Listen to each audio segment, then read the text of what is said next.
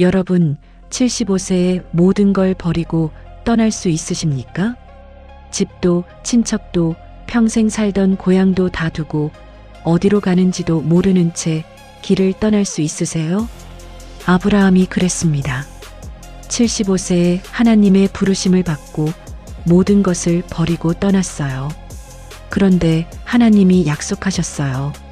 내가 너를 큰 민족으로 만들고 내 이름을 창대하게 하리라. 자식 하나 없는 75세 노인에게 민족을 주시겠다고 하셨습니다. 말이 됩니까?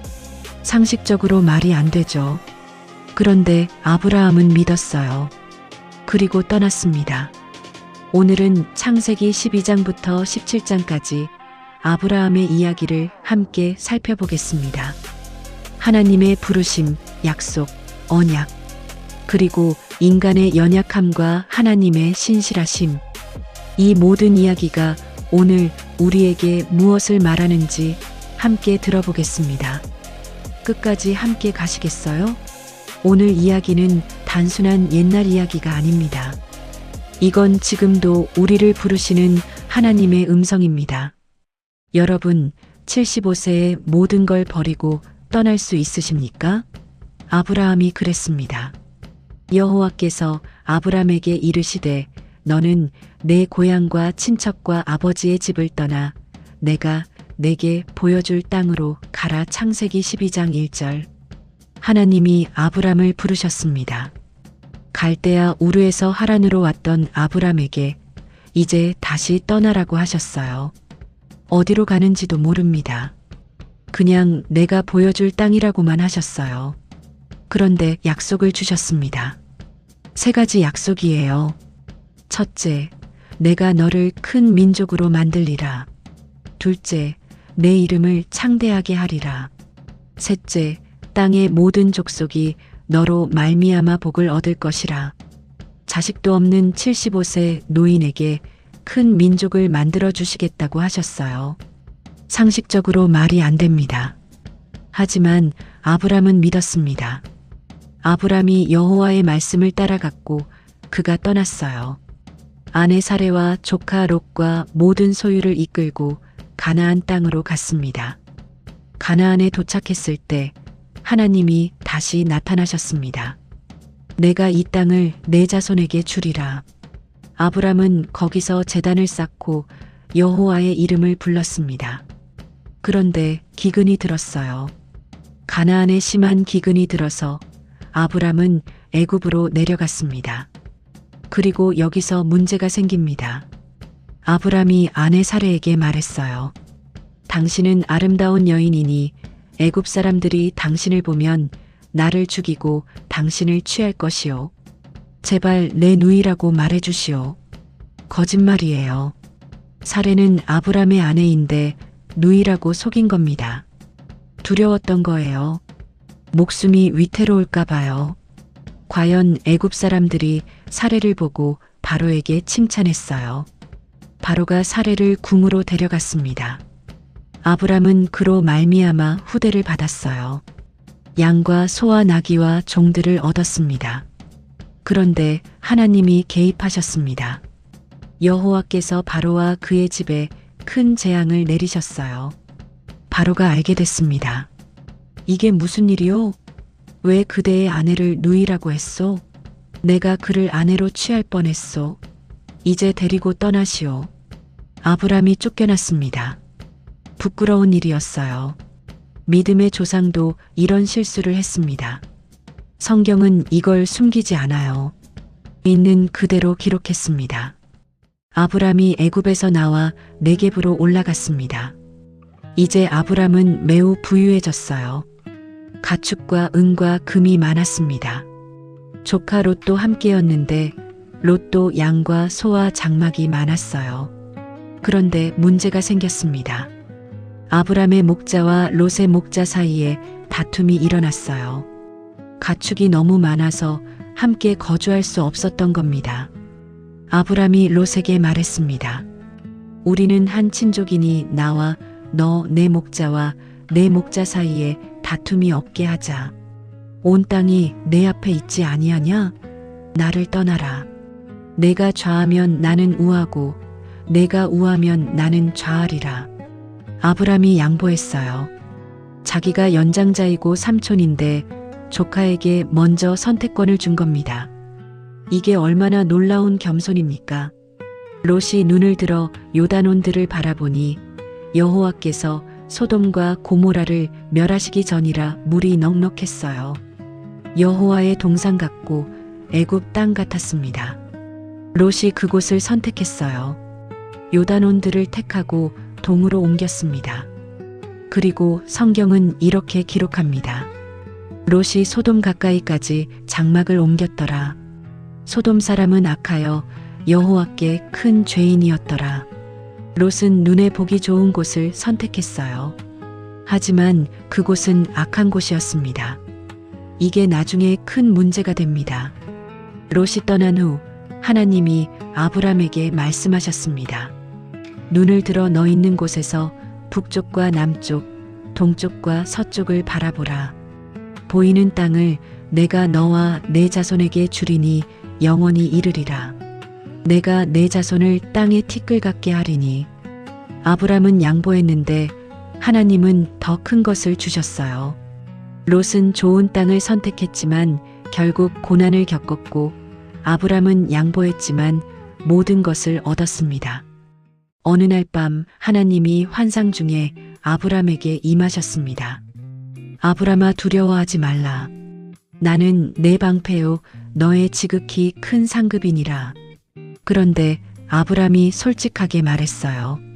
주 여호와여 무엇을 내게 주시려 하나이까?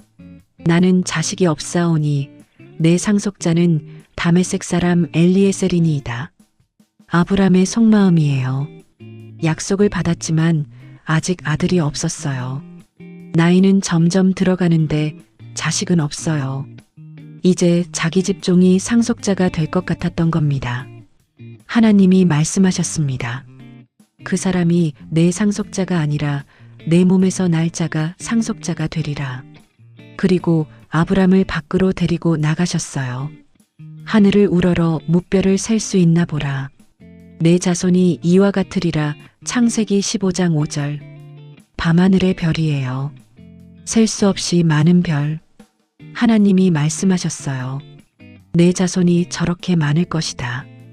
그 다음 구절이 성경에서 가장 중요한 구절 중 하나예요. 아브람이 여호와를 믿으니 여호와께서 이를 그의 의로 여기시고. 창세기 15장 6절. 아브람이 믿었어요. 그랬더니 하나님이 그것을 의로 여기셨습니다. 아직 아들이 태어나지도 않았어요. 아무 증거도 없었어요.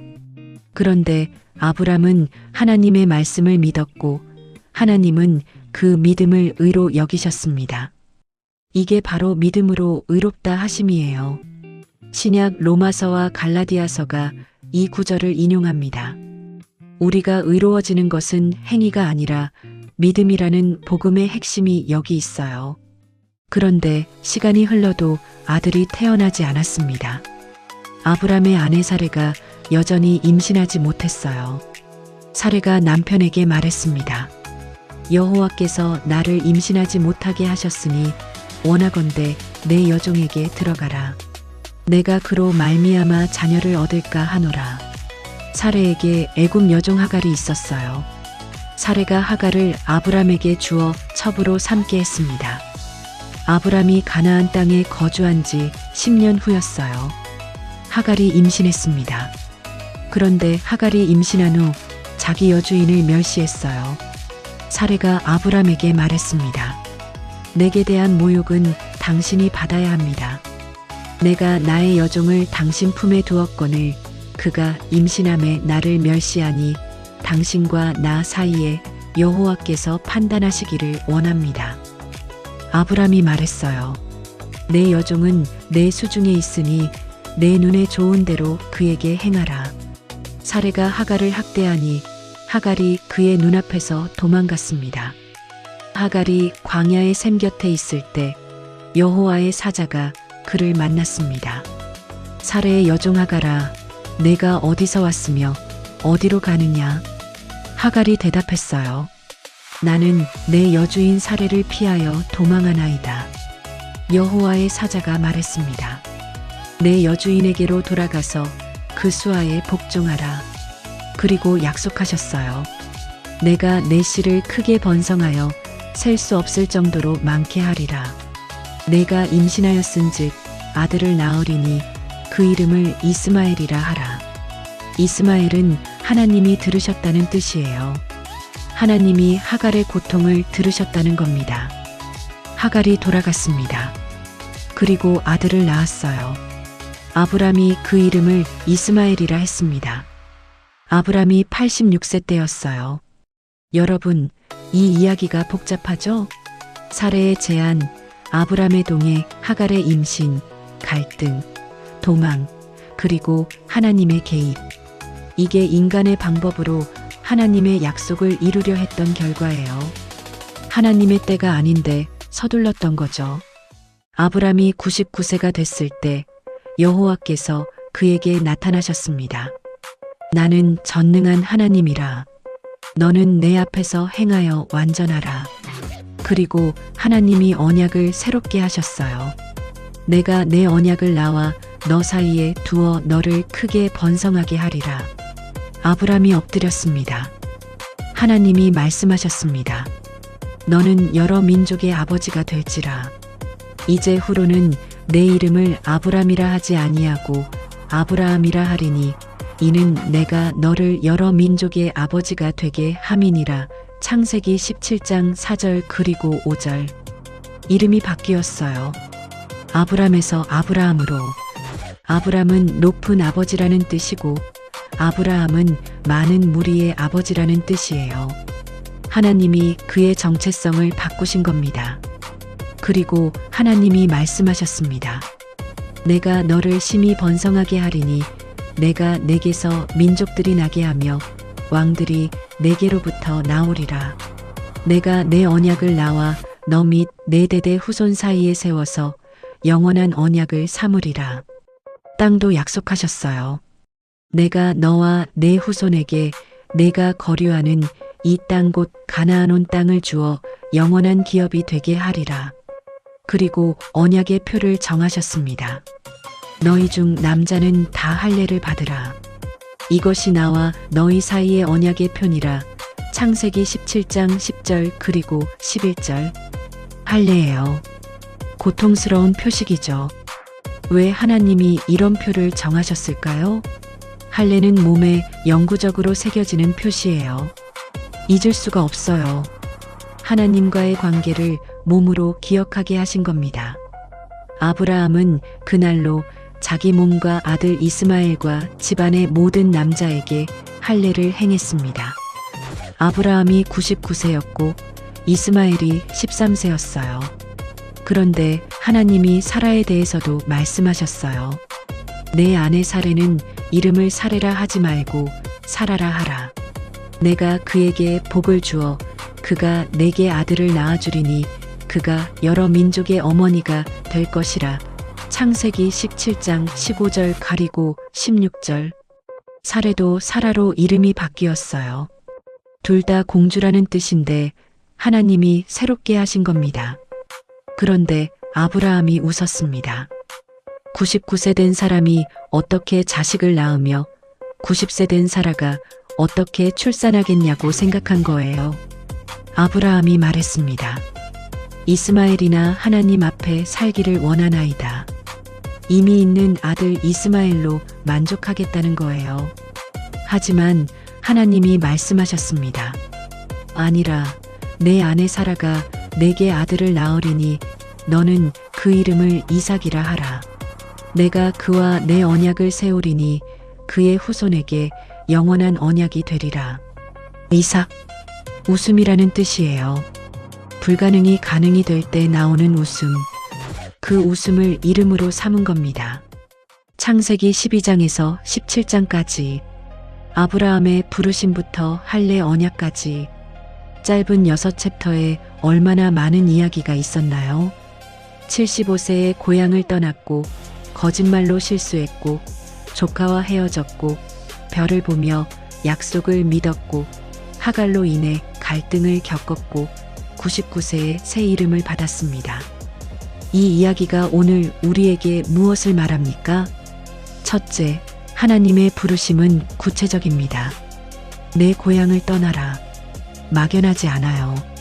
무언가를 버리라고 하세요. 여러분, 오늘 하나님이 여러분에게 무엇을 버리라고 하십니까? 두려움? 불안? 과거? 그것을 버리고 하나님을 따르는 것, 그게 믿음의 시작입니다. 둘째, 믿음의 사람도 실수합니다. 아브라함이 거짓말했어요. 하갈 사건도 실수였어요. 하지만 하나님은 그를 버리지 않으셨습니다. 여러분이 오늘 실수했어도 하나님은 여전히 여러분과 함께 계십니다. 셋째, 하나님의 약속은 반드시 이루어집니다. 25년을 기다렸어요. 75세부터 100세까지요. 그 긴 시간 동안 아브라함은 기다렸습니다. 여러분이 지금 기다리고 있는 것이 있습니까? 포기하지 마세요. 하나님의 때가 있습니다. 넷째, 하나님은 상처받은 자를 외면하지 않으십니다. 하갈을 기억하세요. 도망간 여종, 사회에서 가장 약한 자. 그러나 하나님이 그를 만나주셨어요. 여러분이 지금 상처받고 소외당했다고 느끼십니까? 하나님은 여러분을 보고 계십니다. 마지막으로 하나님은 불가능을 가능하게 만드십니다. 90세 사라가 아이를 낳는다는 게 말이 됩니까? 안 되죠. 하지만 하나님 앞에서는 불가능이 없습니다. 여러분, 오늘 여러분 앞에 불가능해 보이는 것이 있습니까? 하나님께 맡기세요. 아브라함처럼 별을 보며 믿으세요. 내 자손이 저와 같으리라고 말씀하신 그 하나님이 오늘 여러분에게도 말씀하십니다. 내가 너와 함께한다. 오늘도 함께해 주셔서 감사합니다. 다음 영상에서는 창세기 18장 새 천사의 방문과 소돔의 멸망 이야기로 찾아오겠습니다. 좋아요와 구독 버튼 꼭 눌러주세요. 하나님의 은혜가 여러분과 함께 하시길 바랍니다.